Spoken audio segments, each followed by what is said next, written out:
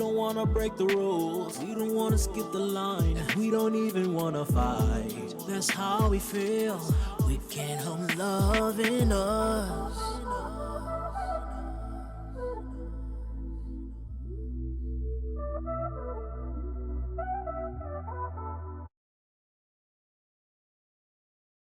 Hey y'all. Hey. We back for another episode of Loving Us the Limited podcast. So we covering episode 4 today, Love and Celibacy, which was really cool to write. I wrote it in tandem with my writing partner Jaren Watts. Shout out to Jaren. Shout out to Jaren. And I wanted to dive into just what it looks like for us to try the whole celibacy thing and really get in touch like with self. And I'm sure that we've all at some point or another either considered it or did it. And so the episode finds the guys basically trying it out after episode 3, where you're Cody, child, where Sean and Drew find out that they've been basically having sex with the same guy, swapping bodies. Swapping bodies. And at the very end of the episode, they discover not only they've been fucking the same guy, but they both possibly have an STD from Ben Thoughts. Thoughts? So yeah, that's the premise of it. It was really fun to do. And let's get into some shit. All right. Well, that's heavy. So a great pivot. So my question to you, James, is how old were you when you had your first sexual health scare? Unfortunately, because I was out here doing things young, thinking I was grown. Dying. I was 17. And it was gonorrhea. Oh. And I remember it very vividly because I did not know how to tell my parents, because I think up until the age of 18, you still go see a pediatrician. And so when I discovered it, I'm like, damn, like, who do I go to, my mom or my dad? Went to my dad, just because my dad is less reactive than my mama. My mama is reaction first, and then things follow after that.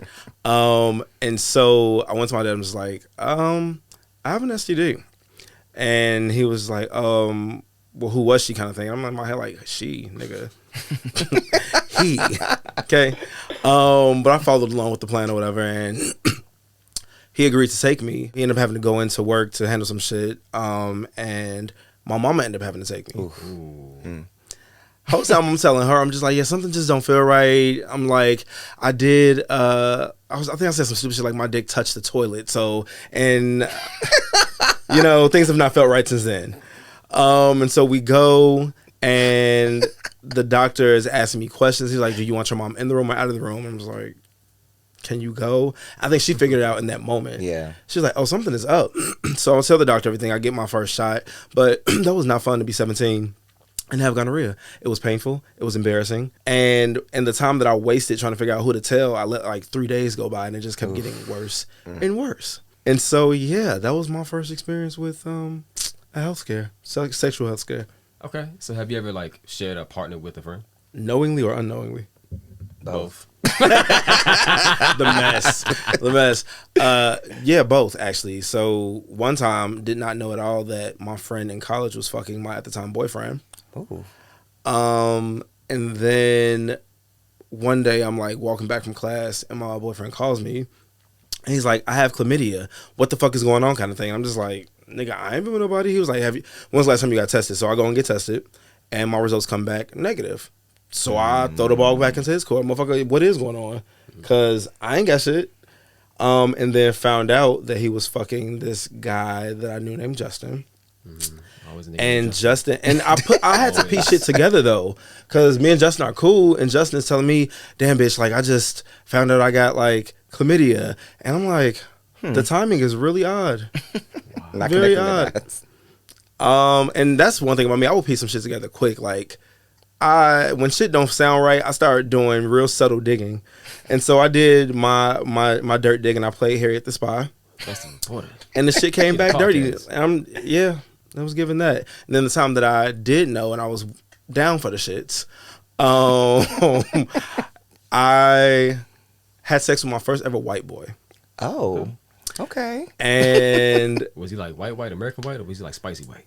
Like he was American white, but he was really attractive to be American white. Well, that's I need a little bit more. Like, is it giving me Tommy from Power white, or is it giving me like no, give me more? it's Trailer giving Park like Trash, Chad like- Michael Murray white. Oh, okay. I can see that. Okay, body, But and in his everything? prime, Okay. like One Tree Hill Chad Michael. Okay, Murray. okay. And so, but and the twist of that though, he was older. I had to be. I was in my 20s for sure. He was like 43, 45 ish. Oh. why It you was- say One Tree Hill? That's, I was thinking to say like that don't add up. Like, it's not giving the same age So group. I'm saying like cuteness wise, it was giving At 43. Chad. Yeah, like he was aging really fucking well. Oh. I was like, okay, cool. So we messed around. We met on like Jacked, messed around, and then a few weeks later, my homeboy was like, "Oh, I fucked around with this white guy. He lives in Bronzeville."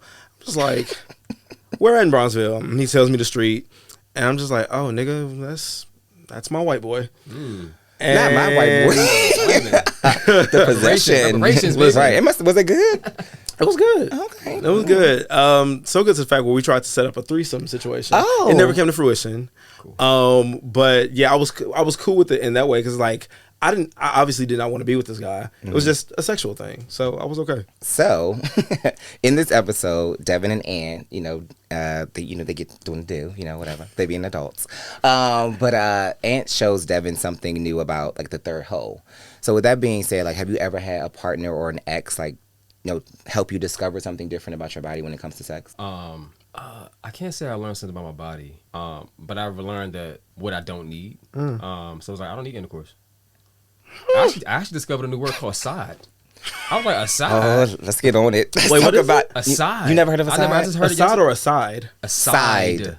Not a side piece, but like a Side. side. Okay. So elaborate. I feel like I just learned it, so they told me it was like, it's pretty much, it's not really much intercourse involved. I guess it's pretty much foreplay or like everything but intercourse. I think that's Friday. So you would be cool. Yeah, side. Like if you were in a relationship and all y'all did was foreplay like 80% of the time, that would be okay? yes. Wow. Because I realized, but here's, but Because I'm like, but like this, Lord. but just like Glory. learning about myself and what my needs is like. First of all, typically I'm not the type to go on the app and just have random hookups. I'm not. Okay. In order for me to even be able to enjoy sex, we gotta have a connection. There has to be some kind of intimacy there. Now I ain't saying we gotta be in a relationship. It could just be 5 minutes just having a good time, right? Just meeting. So when it comes to sex, like I learned that I don't need to have intercourse. I need intimacy.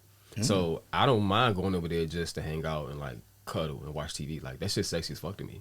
No. exciting. And plus, not to mention when the intercourse thing, it's like it's so much work Well, on both sides. Intercourse is a month. Like it's just as much a mental fuck as it is It a is. body fuck. Yeah. Like It is. because you have to, even if you know that person really well, people change, and like your mood on any given day is different, and what you desire, need, and want, and it's really a lot of mind reading, reading the mood and the moment kind of thing. So it's interesting that you say that, because I'm sorry, but something got to get fucked. wow. I mean, Very much something. Something has to go in something. I mean, not all the time yeah, though, but you know, yeah. But if you're in the nature of like pursuing something, like I feel like. But to your point, there are a lot of things you have to do to mentally prepare yourself, physically prepare yourself, depending on which way you go, or for the night, for your life, whatever. But I don't know. I just feel like I don't know. I forgot what I was about to say now. Nah, but yeah, I learned that about myself, and also just how to be a better boyfriend, because what I wasn't doing, or what I just didn't feel like doing. Like my partner was someone who needed a lot of sex, and I just was the opposite. So I realized I might have to find someone who's on the same wavelength. Have you always been that way? I don't think I realized, but I think I have. Okay. That's why when I heard the term, I was like, "Damn, I might be somebody's son." So do you consider yourself a side? Like, do you consider that? Listen, I didn't give y'all too many damn labels. I'm still learning myself right now. Bitch, I'm a masculine, sexual. Okay, I'm a goddamn side. I Like, don't you know. done put me on so many fucking terms. A masculine sexual side. I love it. Oh, it's a Wow. masculine, sexual side. You should update your dating profiles if you're on them. And you know we live in the age of labels, child. So join the club. Listen, Everybody got to be something. that's like get to it. I guess y'all the main dishes, so it's cool. Yeah, Not the main. I guess that's intercourse, huh? The main dish. it is. That is it, man. That is, Period. Makes sense. So on the episode, there is a point of time. There's a point when Ant says, you Your feel stroke like wasn't right your or stroke some was shit. something. Your stroke wasn't right or something like that. And like, have you ever experienced like a partner telling you like, "Yo, you need to do this differently," but in a way where you thought you was killing it, and they were just like, Okay, because Ant shut you the fuck down. Like Period. you really thought you had put it on him, and he was like, "Baby, No. you ain't even touched the surface." right. God damn it. Stop. What? I was trying to get to your second hole. You need to keep looking for the second. Did I hear you wrong? What'd you say? Say it again. You never found it. What you mean I never found it? You said I did. Well, you were so into it and happy. I didn't want to ruin a moment, so I just went with it. But we played with toys and did other freaky shit.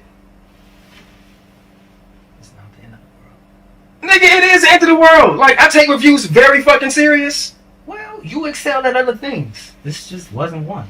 Tonight, anyways. Whoa, you know what? Maybe it's not me. Maybe it's you. Excuse me? I've actually never had anyone like say anything like that to me, not partner wise. Come on, tens across the board. I'm not even gonna say that. Either they just real nice or nice. So somebody nice. But no, I've actually never had that experience. But I think because of just what I just told y'all, I'm open to a lot of different things too. I feel like even if no one's ever complained about sex, I do believe that you should already know you got to spice it up somehow.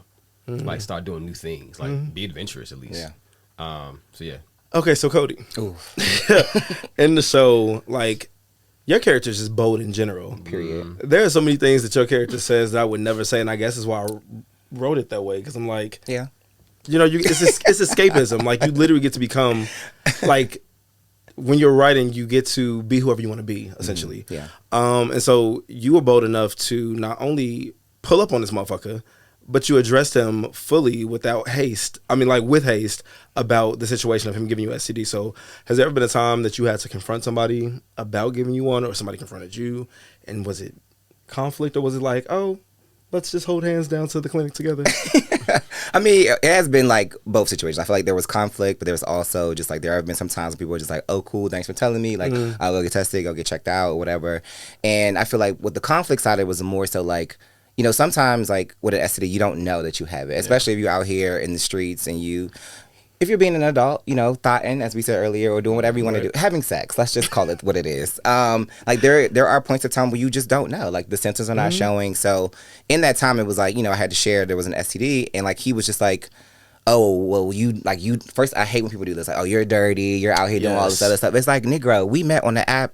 Just you downloaded Seeking the same shit. Just like I got on the app and we did the same thing, and like you should just be happy that I'm telling you, because most people will be like, oh, I'm not gonna say nothing, or Unless I'm not they gonna say something. Exactly. Yes. But I do like how the clinics do have like they can say, oh, we can let someone know anonymously. I didn't know that. Yeah, so like you can give them a phone number and they be like, give them the number or whatever, and it's like, hey, contact this person, let them know that this situation happened. Because let's be honest, it's not the most comfortable conversation to have. It's not, that's what I'm saying. Like, had I known that, I could have saved some T-Mobile minutes. I don't know how long that's been going on, but like I know that they do it now. Yeah. Or, I mean, I think they still do it, Okay. but you know, hey. Nice. Jay, I'm hollering. Y'all are teaching me shit. learning. That's the point of the podcast. I am a very elementary some motherfucker. things. Not elementary. Okay. And so because of this whole STD thing, like we talked about, you know, we all agreed to do this vow of celibacy. I think, what was it, for 2 weeks? 2 weeks. 2 weeks? 2 2 weeks. weeks. Yes. Yes, it was 2 weeks. So, Cody, have you ever purposely taken a vow of celibacy? And if you did, what did you learn about yourself as a person or your sexual needs moving forward? Like, because those times are very like clearing, and you just start to like look at shit differently. Yeah, I think as a person who like I don't know, I like connection. So it's like not even on a sexual lens, like just like being around people and stuff like that. So I noticed that about myself. Like I was like, you're being a little too social, because like in that point, like when you're on that act of celibacy or you're doing this for yourself, like there's a lot of like mental stuff, like a mental space you go to, like mindfulness is there if that's how you want to practice it. But I think for me, what I figured out is like there's an okay to say no, because like this whole thing is about saying no if you think about it from that lens. I'm not gonna lie, like it was kind of hard, like you know, like because I'm also thinking like, well, should I jack off too, like should I ejaculate, Right. or like I'm always confused about that too. because it's like is I don't know. celibacy like completely shutting down? I think so. Yes, I think if you look it up, I think. Well, I don't know. I'm not Merriam-Webster. I don't know. never been like I don't and know. if that's But the case, I've never been celibate then. well, I mean, But I feel like I did want to. Well, maybe me neither then, because I was thinking about this. There was like someone was saying like if you don't ejaculate, like it's also good for your like mental cleansing space. Like if you just don't release. But I've heard good and bad things about that again. Same. So I don't know what to believe. But not blue ball, but Be backed up. It cause health issues. So. Shit hurts. but yeah. But I feel like it's just discover when I did do that. It was I went on a 3-month journey before, and like it was just kind of just like. I've known people who do like years and like things like that. And I'm just like, even that 3 months is kind of hard for me as a person to just like, you know, I was like, okay, well, I need to pull back. I'm not trying to ejaculate, but come on, let's be real, I ejaculated. But yeah, so I did discover like I just need to pull back and like not be so social, learn how to say no, and just be more mindful, essentially. Okay. Would you do you feel the need to do celibacy now at this point in your life? Are you in a good place where, because I think a lot of why we go to celibacy sometimes is like, to establish a sense of self-control. And so do you feel like you are, at this point of life, self-controlled and disciplined enough to know how to separate sex from life? Like, because, you know. Yeah, that's a good question, because I feel like sometimes definitely some sex can be used as like an escapism route. Like you could just be doing it just to do it. And it's like so easy to come by, let's be real. So I don't know, I just feel like I wouldn't, like, it's not that, damn, I keep losing my train of thought. No, I guess what I'm trying to say is, what was the question again? Do you feel like at this point that celibacy is something you want to explore again, or do you feel like you are in a space to where you have enough self-control to separate sex from everyday life? Okay, this is where I was going with that. Like, I feel like because sex can be used as an escapism tool, like I feel like there are some times, like for right now, I'm dating someone now, like, and we haven't had sex yet. It's only been like a month or two, but still, like I feel like I like this person. I'm like, okay, well, let me just chill out. You know, fuck buddy number 1. Like I don't need you. Fuck buddy number 2. Side number 3. I don't need to be like really, you know, like I'm. So this, I don't know, but I kind of like hate attributing it to the fact that another person is involved, because I feel like when you do act of celibacy, it should be more so for you. Yeah. So I don't know, but so yes, I guess, but yeah, Antoine, how you feel? For sure, I'm definitely old enough. I don't think I necessarily need to do it either. Yeah. Actually, I feel like I need to have like a second whole phase, to be honest. I thought you said second whole. I thought he was going to say he needed a second whole too. phase. I was just like, what? No. Well, first of all, I just found out we had a third hole, but I said a second whole phase. Got it. Heard you. Second whole phase. Not you. Do you feel like you're too old? Like, do you feel like you're too old now in your 30s to do that, or do you feel like you? Hell not. Okay. Yo, 30s, I'm on fire. Okay. In a good way. I'm love excited. it. Like I'm saying, I feel like I'm in a different space now. Like, Okay. know how to have sex better, know how to please other people without having intercourse. So I feel like I'm in a different spot. So it's time for the second whole phase, but do it well. But do it well. 20s. Everything in 20s is messy and dramatic as fuck. That's where all these goddamn STDs came from. Any motherfucking Not way. in the. All right. Well, that was like. So cheers to good sex, self-control within having sex, and yeah, I think that's it. And all the in betweens. And all the in-betweens. Yes. Okay.